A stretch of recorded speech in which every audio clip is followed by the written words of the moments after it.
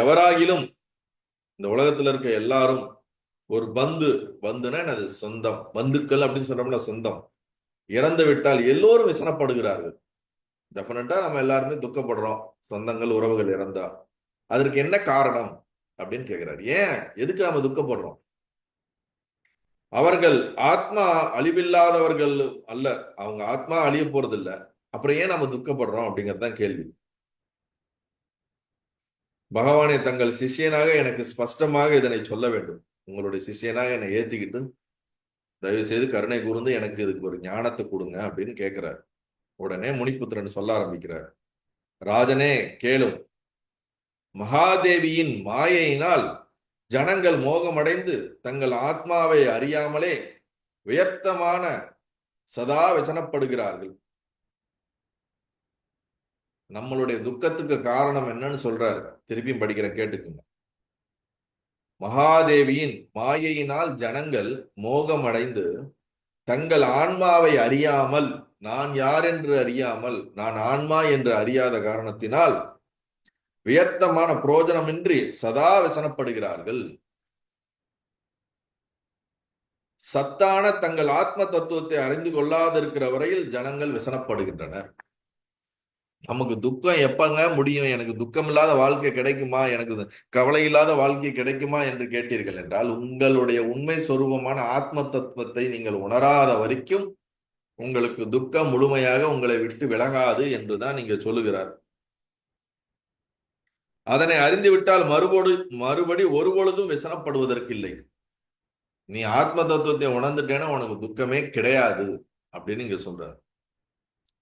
நித்திரையினால் மயக்கம் அடைந்தவன் தன்னை அறியாது விசனப்படுகிறது போலும், இந்திரஜாலக்காரனது மந்திரத்தினுடைய மாயையினால் மயங்கின நரன் அவனால் கற்பிக்கப்பட்ட சர்ப்பங்களை கண்டு பயந்து விசனப்படுவது போலும் மாயையினால் மோகமடைந்தவன் தன்னை அறிந்து கொள்ளாமல் விசனப்படுகின்றான்.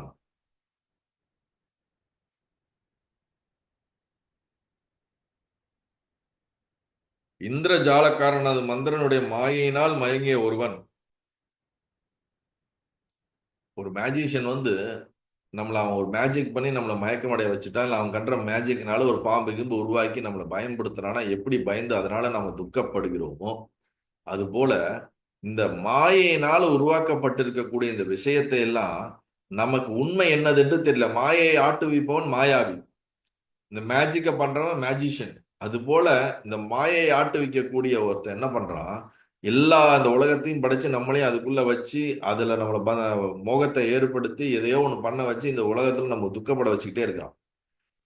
எவன் ஒருவனுக்கு இந்த மாயாவினுடைய செயல் பின்னாடி இருக்கக்கூடிய தந்திரம், அதனுடைய சீக்ரெட் தெரிஞ்சிருச்சுன்னு வச்சுங்களேன், அவனால உருவாக்கப்படுகின்ற எந்த ஒரு மேஜிக்குக்கும் இவன் பயப்பட மாட்டான். அதனால இவனுக்குள்ள व्यसனம் வராது, துக்கம் வராது.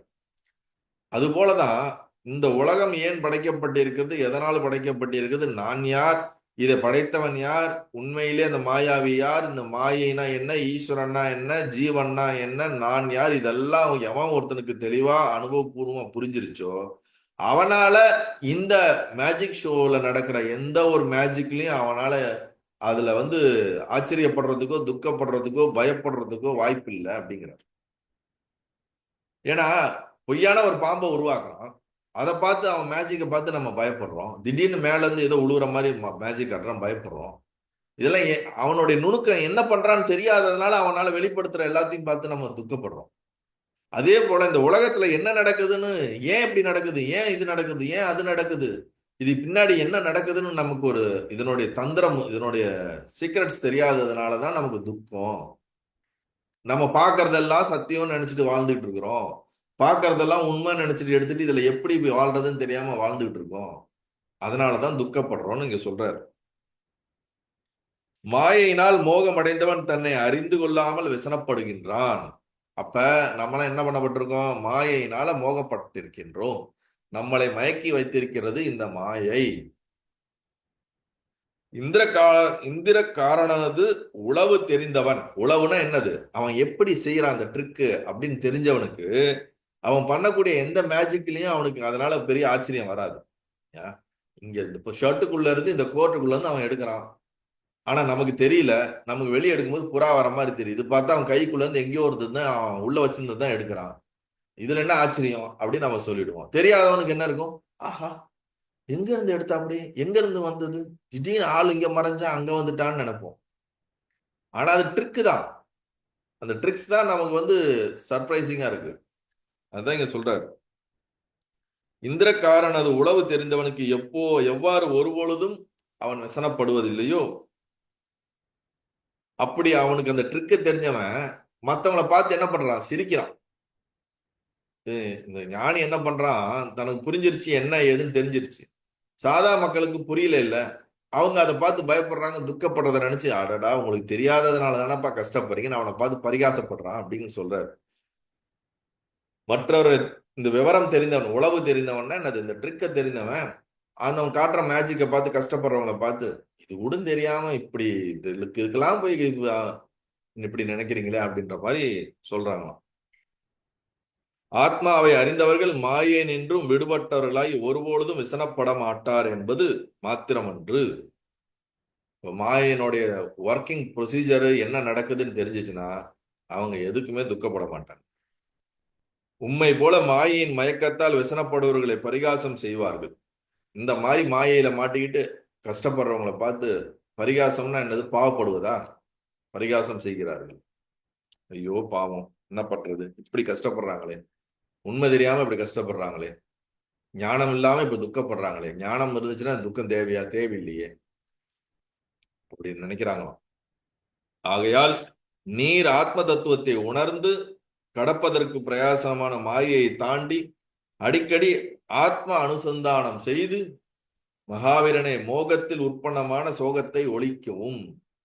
அதனால நீ என்ன பண்ணு? ஞானத்தை வாங்கிக்கோ, ஞானத்துல இரு. அது அனுசந்தானம்னா என்னன்னா தொடர்ச்சியான பயிற்சி, முயற்சி, விசாரம் அப்படின்னு சொல்றோம் பாத்தீங்களா?